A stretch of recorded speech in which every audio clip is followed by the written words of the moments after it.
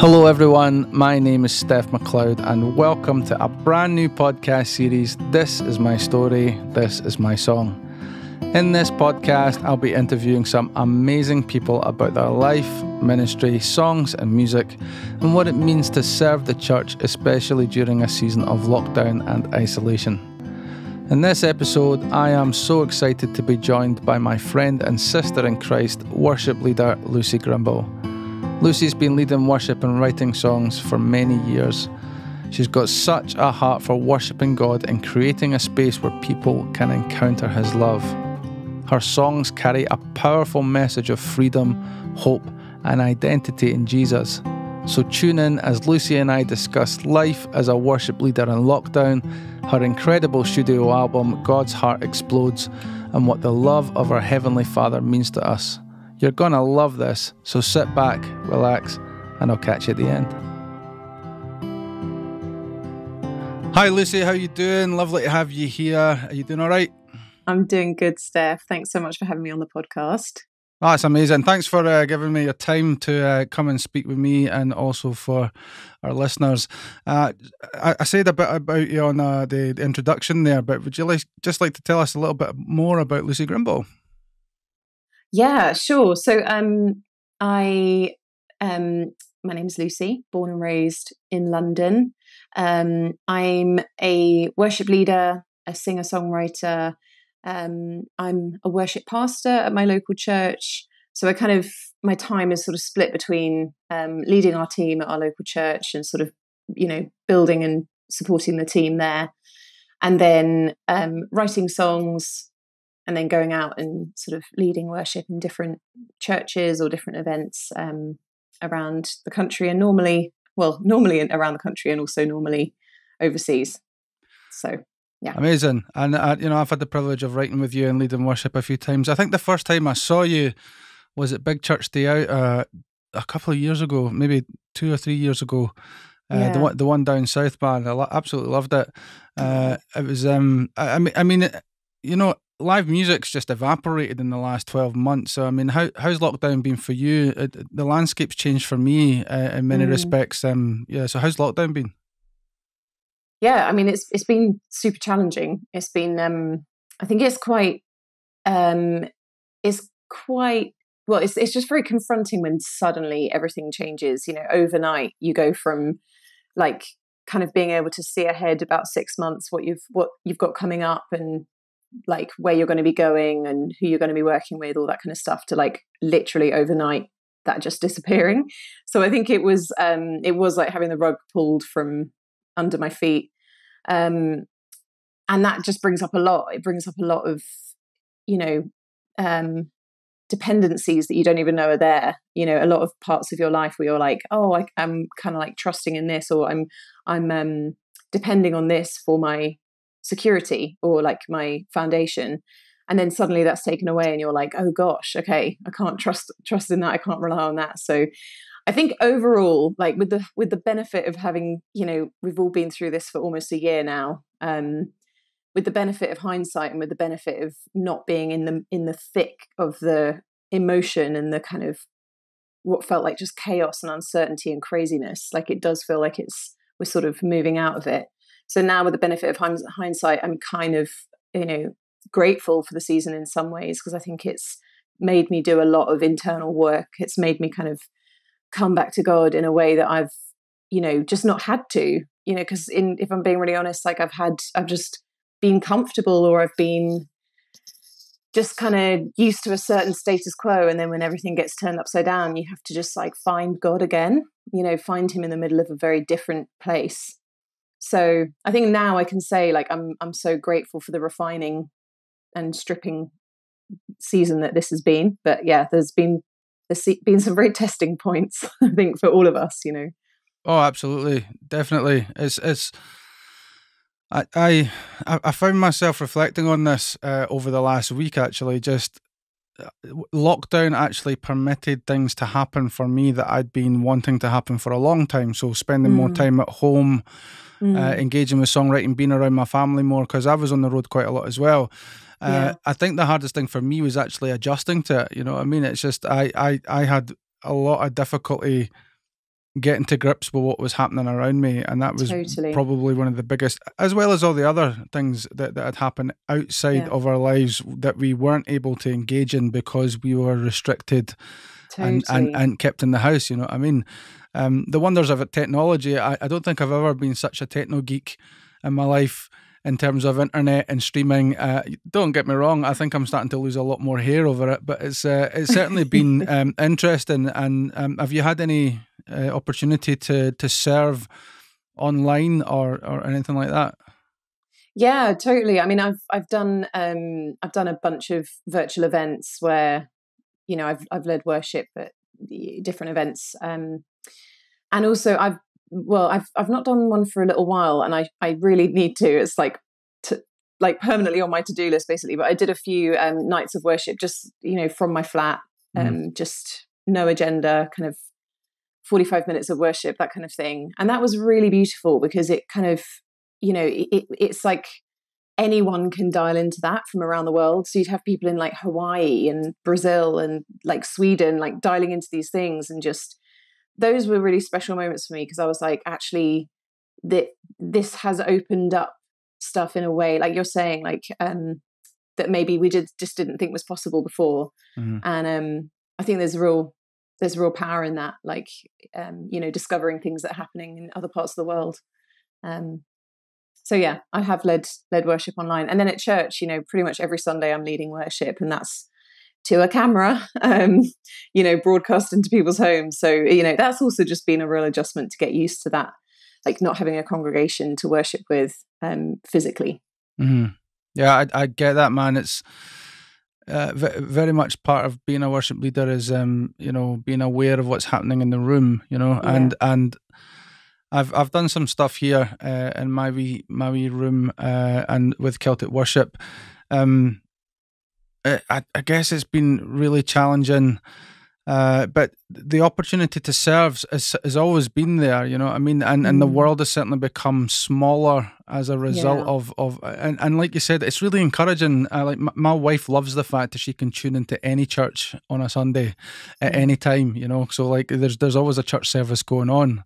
You know, so if it's 3:00 in the afternoon, we can hit the dial on Calvary Chapel or something like that in the States. And we just love it, man. You know what I mean? So it's a great Sunday of worship, and I love it. So I mean, I found lockdown quite challenging, and there's been a number of songs that have really helped me through it. Music's really got that incredible power to help you engage and process emotionally.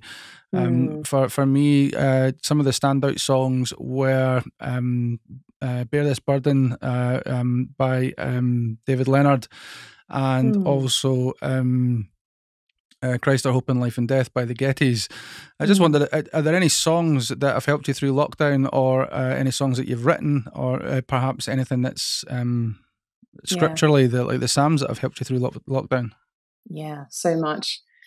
I mean, I think in terms of leading worship, I have led Faithful One so often. That's been such a anchoring song for me. And actually, it was so cool. I got to do a duet of that with Brian Dirksen. So I you know, the beginning of lockdown, I just was like, whoa, a lot of these songs that I'm kind of normally singing on a Sunday morning just don't seem to like cut it right now, you know, where people are just really reeling with all this emotion and they need like stability. They, you know, we need steadiness. We need to know like the faithfulness of God. And so I was leading Faithful One so much. And then I got asked to do Prom Praise, and it was a duet with Brian Dirksen of that song. And I was just like, that is so crazy. Like, God, how you just line these things up. So I think that song has had a really kind of special meaning for me in this season. And then I think in terms of the Psalms, like very early on, like kind of last March, when lockdown first started, Psalm 91 was just a huge go-to for me. Now I'm on to Matthew 6, you know, do not worry about tomorrow, for tomorrow has, you know, for today has enough worries of its own. If he can clothe the lilies of the field, and if he looks after the sparrows, like how much is he going to look after you? So do not worry. So yeah, there's been some key scriptures and key songs for me, definitely in this season. That's wonderful. You reminded me of my daughter there, like because my wife's NHS, they've been allowed into the hub school around the corner, Yeah.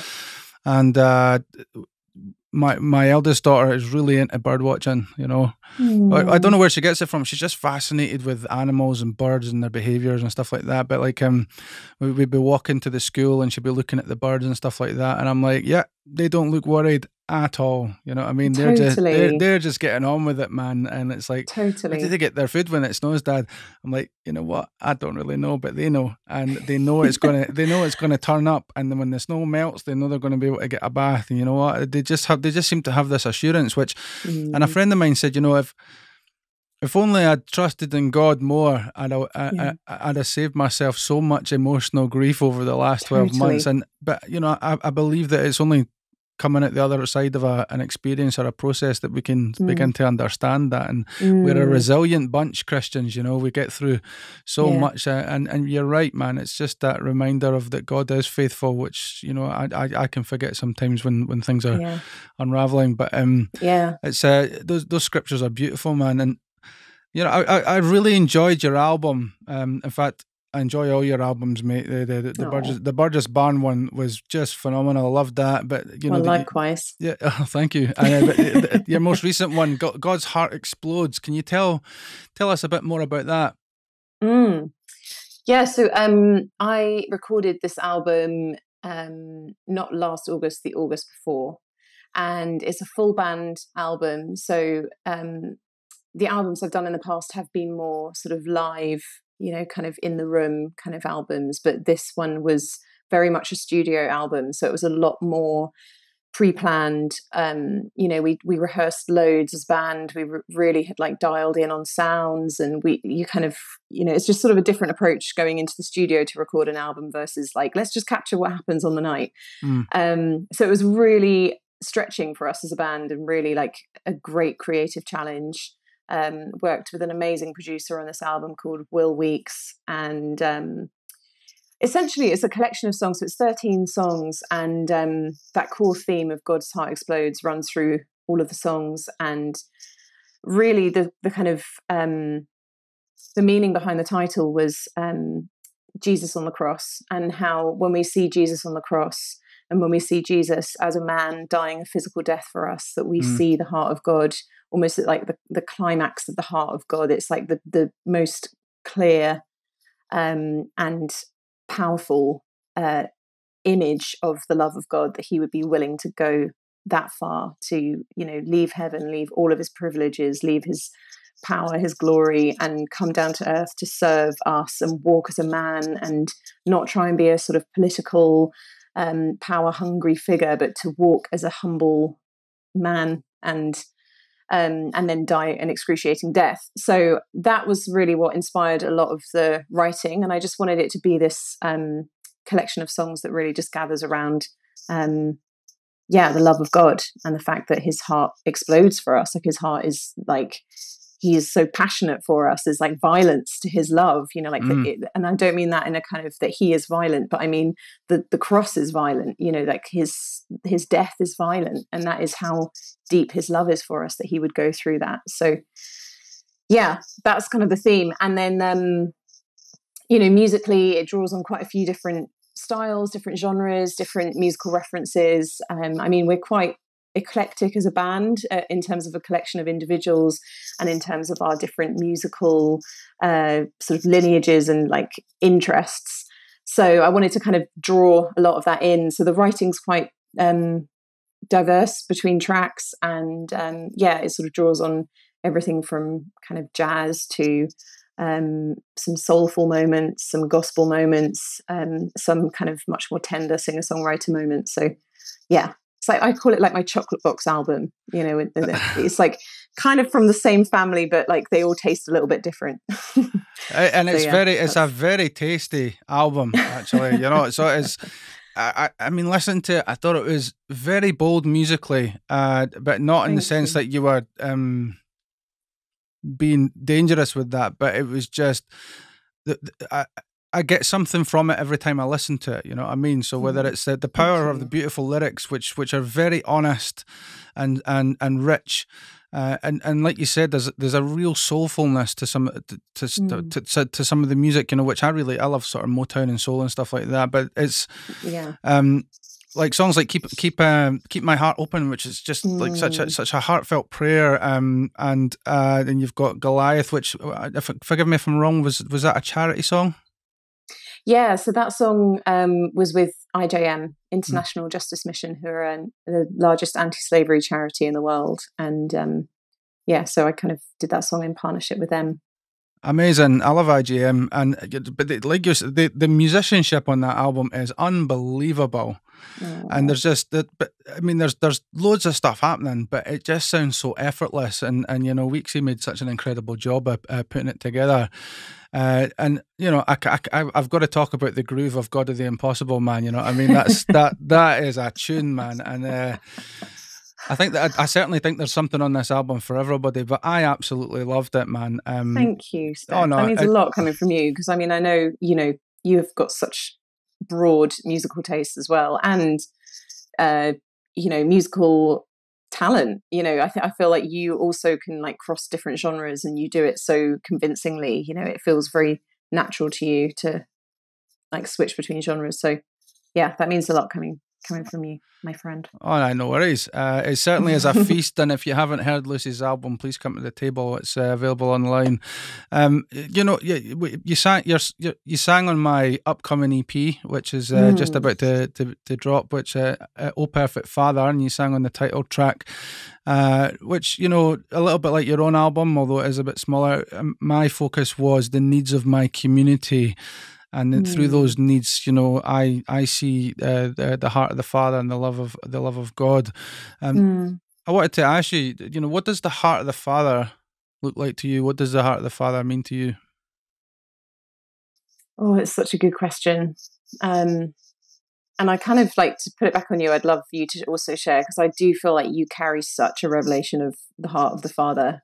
I feel like it's interesting. I feel in our relationship with God, sometimes we have different weights of revelation of the different sides of God, because there's so many aspects to who God is. And I feel like different people, partly depending on what you've been through in life, like the different aspects of God will mean different things to you. And I just always feel like the way that you share about Father God is just so reassuring. But yeah, I think that word reassuring, reassurance, is just a huge part of what the heart of the Father means to me. It's that reassurance that, one of my favorite verses about God is I'll never leave you, I'll never forsake you. And that idea of a Father who is constant, and the idea of a Father who is just like the bedrock. He is the foundation. He's not gonna crumble. He's not gonna flake. He's not gonna walk out. I think that just creates such reassurance and comfort. If I'm feeling wobbly, or if I'm, doubting what's going on in life, it's just, I don't know, there's just I say a comfort and reassurance that I get from that image of the Father. It's wonderful. I remember talking to a friend, a mutual friend of ours, actually, at Open Skies, when or another mutual friend of ours who runs it. Yeah. We have a good chin wag and stuff in the evenings, and they were just about to have a kid. And, we were talking dad stuff around the fire pit, and, I just passed on some advice which was given to me, which is, being a dad's just about turning up, man, And it really is sometimes, because as a human, we get it wrong. It doesn't matter how hard you try, you're going to get it wrong, man. But, turning up means that you've got a great opportunity to get it right from time to time, Right. And I absolutely love the fact that I have learnt so much about being a dad from the heart of the Father. And my kids have taught me more, I think, about the heart of the Father than anything other than Jesus, and it's, so when my kids come to me and say, Dad, I'm so happy, I am overwhelmed, because I love to be a part of that, who wouldn't want to be a part of somebody's joy? Yeah. But as a parent, when they come to you and they say, "Dad, I'm struggling with this," or I am angry," or "I am sad," which are natural emotions, Mm-hmm. that it is an incredible privilege, and I'm overwhelmed with gratitude that they would want me to be on that journey with them, So and beautiful. and I know that my Father in heaven, I spent many years of my life thinking I had to be something more or perfect, or that I couldn't come to God in prayer about these things, but He loves me in my brokenness just as much as He loves me in my successes, Absolutely. and I don't Yeah. lose any value, when I'm broken, like Mm-hmm. treasure, you know what I mean, which is just wonderful, and I love that about the heart of the Father, man. He just looks on us with immeasurable love, and to me that all points to Jesus, which Him leaving His kingdom, coming to us, living, dying, rising again. Massive reflection, as you said, like on the cross, of how much the Father's heart, forgive Yeah. me, bursts for us, how much He just Absolutely. absolutely loves us. Yeah. And it's been a joy and a privilege to write that hymn with Tony Wood in America, and also to sing it with you. And I thank you so much for It's doing a that. beautiful song. I mean, but like I'm always like, sign me up for any song you write, Steph. Do you know what I mean? Like, you are just such an amazing writer, and I just think there's so much honesty in your songs, and just like beautiful music. Like, I always know it's going to be a good thing if you've written it. So yeah, it's such a privilege to sing on that song. Oh, thank you, Lucy. I really appreciate that, man. It's I know we've got a few songs that we've written that we're hoping to get out to the Yeah. church probably this year, actually, which is because Yeah. we wrote a song at Burgess Barn a couple of years ago, which was "Thank You for Loving Me," which is I cannot wait for that song. Oh my gosh. I'm yeah, so ready.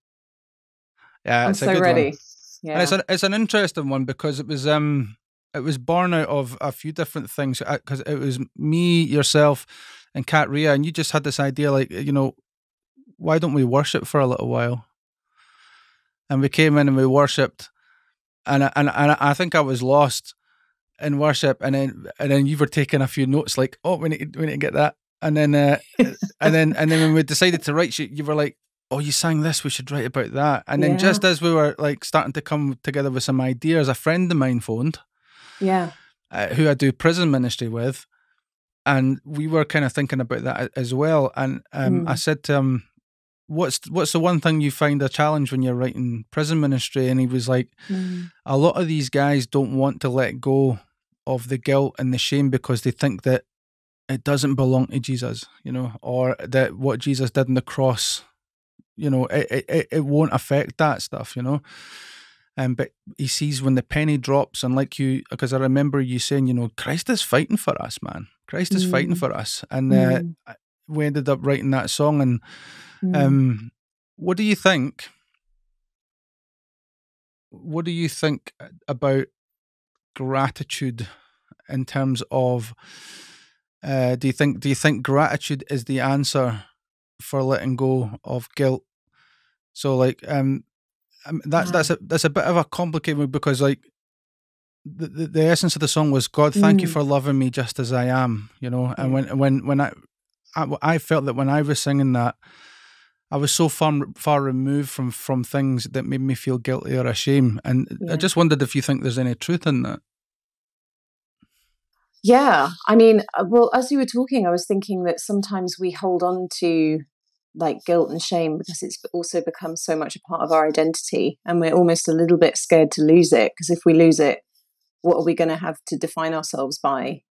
And it's so radical, like being in Jesus, believing that he has, like, we are a new creation in him, and that actually he's the one that now determines our identity.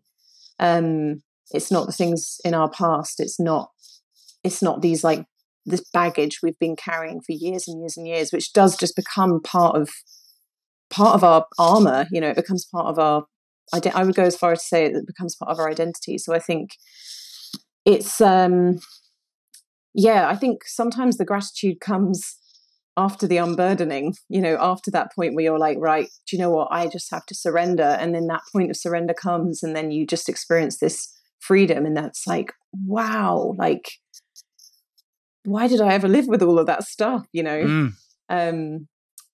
So yeah, I don't know if that answers your question, but I mean, I think gratitude is just a huge part, like a huge part, because gratitude is remembrance. You know, gratitude is, you have to have something to be thankful for, and the things that we have to be thankful for are the work of Christ. You know, like it's the work that He's done. It's the cross. It's the resurrection. And so there's a beauty in gratitude in that it forces us to like remember and to just to celebrate what has been done. So I think it is all mixed. I mean, you sound like, you sound like you've got a revelation there.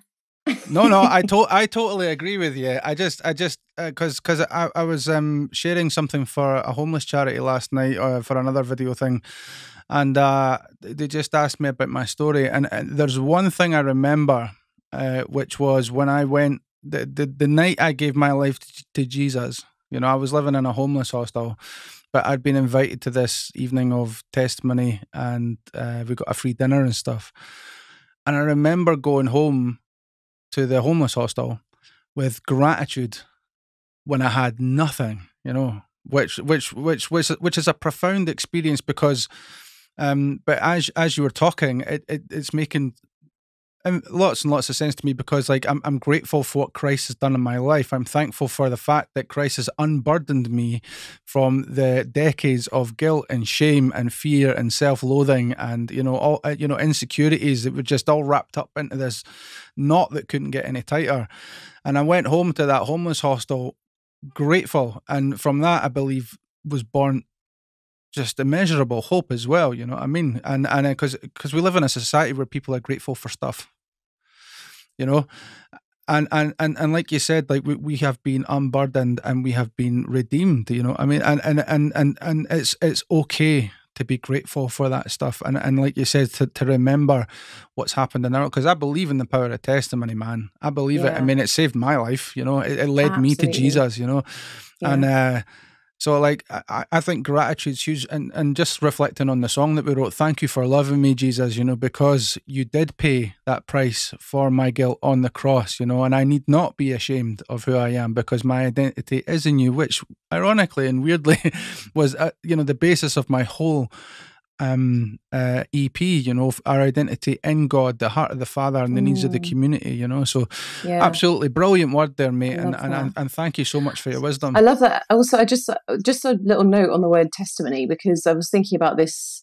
last night. We had a little time of sharing with a church's worship team, not my church, another one, and I was just sort of hosting a little group, and we were just like reflecting on things that how we found God in this season, and you know, because it's really easy to focus on how you haven't found God, like all the things that have been taken away and like all the normal places you would find God. But I was like, let's focus on where we have found God, because he is certainly there to be found, you know. And so you know, gratitude came out as like as a big theme of this time. And I was just thinking about testimony, because sometimes we really associate testimony with outcomes. Like, you know, when we get a good outcome, that's a testimony. But I was thinking it's actually also a testimony to just keep trusting God through a valley. You know, that's still a testimony, like that you have chosen to turn your face towards God when there's a lot of stuff that's coming against you. So I don't know why I felt to share that, but like, you know, sometimes it can feel like almost a pressure to have a huge testimony, or to like have you know, this is like a thing where God has turned my life around. But actually it's like sometimes in the day-to-day of just like, I keep trusting God, like I keep holding on to him, like that for me is a testimony in and of itself, because there is an alternative that we don't hold on to him, you know. So anyway, it's probably like a massive diversion, but not at all. I think it's very relevant. I mean, I know from my lockdown experience, which, you know, I thrive on routine and being around people and volunteering. You know, being a worship leader is a very small, I mean, it's not a very small part of my life, but it's just one part of the stuff that I do, you know. Yeah. And suddenly to have like 4/5 of my life suddenly taken out of that, you know, I found that tough and Totally. and like difficult to adjust. And I was like, what am I going to do? Was the main question, you know. Yeah. You know, completely. which and the bonkers thing for me is I know for a fact that when I'm running on my will and my power, things fall apart relatively quickly, you know. But that's just the way things worked out for me over lockdown. And you know what? I managed to get through it, and it was songs and fellowship, and even through serving through the miracles of technology, which I think are a blessing. You know, I was able to stay grounded in Christ, and we've gotten through this time. And you know, I think testimony is incredible. What I did hear from you was, you know, sometimes we feel this pressure to have this testimony, you know, Christ is the testimony, you know, that we talk about. And I do say this when I share my testimony with people, that, you know, not everybody, in fact, there's not going to be a lot of people out there that have my testimony. You know, you've been homeless, you've been an addict, you've been, you know, a victim of trauma and stuff like that. There's going to be so many more people out there that are going to relate to the fact that you are a husband in a full-time job with 3 kids, or, you know, you're a single mum, or you know, or you're, you know, a single father, or you know, or a grandmother, or a widow, or anything like that. I says, don't be ashamed to share your testimony, because you know, God's going to use that absolutely to connect with somebody, and that's where the gold is, man. You know what I mean? Yeah. So I'm so grateful that we're talking about testimony, man, because it's something I'm so passionate about, mate. And you know, to be able to write that into song as well is an incredible privilege. So thank you, Lucy, man. Absolutely brilliant. So like, I think we'll finish up on like just what's next on the horizon for Lucy, as you know, as we're starting to come out of lockdown. You know, things are slowly starting to take shape. What's next in the cards for you and your ministry? Well, I mean, I've started to really get back to writing. I barely wrote anything last year because too many emotions. And I felt just very shut down and very like, I don't know what I want to say that isn't just going to be a cliche and something that I don't even believe for myself right now, because I'm still figuring it out with God. Mm-hmm. So I felt like the priority was just to get things sorted with God first before I kind of came back to writing. And thank God, I have a hunger for writing again. And I have been, you know, pretty consistently writing since the beginning of the year, which is just such a joy. So, yeah, I guess right now the focus is just to keep writing, to keep kind of tapping into what the songs are in this season and what I feel like, you know, are the songs that need to be written right now. And then I guess there'll be some more projects coming. I don't want to rush it. Like I feel like, you know, the pandemic slowed everything down to a halt, but it also kind of slowed me down in a way that I really needed to be slowed down. And just to kind of just go at a better pace, and just to, you know, like I wrote a song sort of a couple of months back, which says walking at the pace of love. And I just feel like that is, you know, it's a lofty aim, isn't it? To try and like, you know, not be so driven the whole time, not be so there's a difference between being led and being driven. And I think a lot of the time I'm driven, like I'm not really operating out of peace or like, you know, like a healthy pace. I'm just trying to achieve. So actually I think I would love to just be led, and like whatever project comes next, for it to just come out of a really restful place, a really peaceful place, a really good place. So I'm not trying to rush a project, but I am also, there's like definitely a hunger in me to make some more music. So definitely expect some more music. That was a very long answer. Goodness me. I could have just said, I'm going to make some more music. No, I think that's a great answer, man. You know, when we were at our mutual friend's place in Northern Ireland that year for Open Skies, and there was a writing thing to it. Jason Upton very kindly spoke and did a devotional at the beginning, and he spoke about a time with his son, which was... I think he was making something in the backyard, and and his son wanted to come and help. Right. And you know, his son's a great lad actually, and but you know, his son just turned it into a bit of a disaster.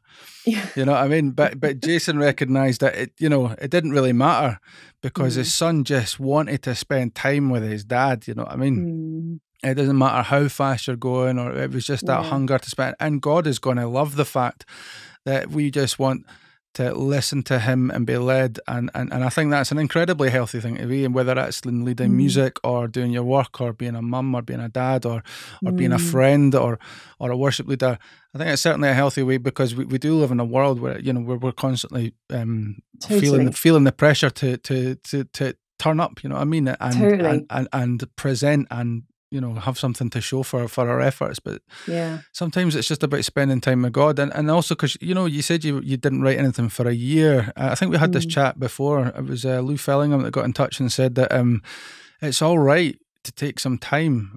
Our sister did a sermon, was it you know, about the fields and how the farmers will give them time to recoup. Absolutely, yeah. What's the word? Was it fallow? Fallow, yeah. Yeah. So it gives the ground time to re-nurture and become healthy again, so that when the next crop comes, it is a fruitful crop. And sometimes when you've poured all of yourself out into a project and all your emotions and stuff like that, you just need a bit of time to recoup, man. And you know what? That's a healthy thing. It's so good, Steph. It's so good. I think that's a perspective so many people need to hear. I mean, I think you just need to know when you're poured out, like when you're dry, and that I think it's an uncomfortable place to be sometimes, because you're like, no, I must keep producing. I must keep, you know, putting stuff out, or you know, but you can't, like, you're not a robot, you know, it's not a factory line. And I find that fallow period sort of analogy so helpful as well, because it's not just like a kind of emergency part of the cycle, it's like an essential part of the cycle. It's not just like when you've hit burnout, it's like we should actually be kind of planning that into our life. And burnout's horrible, man. I mean, I think there's been 2 significant parts of my life where I've absolutely burnt out, and it's I also find it difficult to rest properly. You know what I mean? Just because somebody said, how do you relax? How do you rest? And I went, I don't know, because whenever I'm sitting around doing nothing, I tend to be more tired when I'm when I'm getting back on it. And it's because my friend says to me, you know, I'm perfectly well from the neck down, and he's absolutely right, because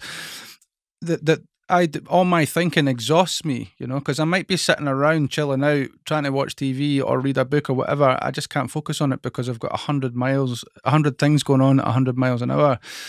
And sometimes I just need to do something that's going to. So finding that way, I find I find nice walks with my dog, and smelling the air, and looking at colours, and conversations with people, and enjoying food as well, but taking my time with it. It's all about that sort of fallow period that we're talking about, taking your time to recuperate, because we are children of God. And if I was looking at my kids and they were you just go, and I'll be like, I think you need to have a break now, you know what I mean? Just because that's a healthy thing. So, man, our listeners are really going to love that, man. So, I mean, Lucy, thank you so much for your insight. Thank you so much for your time. As always, it is an absolute joy to speak to you. If people want to connect with your music and your ministry, what's the best way to do that? Well, I'm on all the social media platforms just as Lucy Grimble, or I have a website, lucygrimble.com. I'm on YouTube. Those are probably the main ways. Amazing. So, well, Lucy, thanks. I'll let you get away, but thank you so much, and I'll speak to you soon. Such a pleasure. Thank you, Steph. Man, I had so much fun catching up with Lucy. I hope you enjoyed the episode as much as I did. If you want to find out more about Lucy Grimble, go to lucygrimble.com. She's also on Facebook and Instagram, where you can give her a like and a follow. There's some fantastic music videos over on our YouTube channel too. And if you haven't heard her album, God's Heart Explodes, please go check it out. It is amazing. It's available on Spotify, Apple Music, and all other major streaming platforms. If you want to hear Lucy and I sing together on my new record, you can also find that on Spotify, Apple Music, etc. Just search Steph Macleod, Oh Perfect Father, and you'll hear the two of us singing the title track. So this is Steph Macleod saying thank you so much for tuning in to This Is My Story, This Is My Song. Until next time, God bless.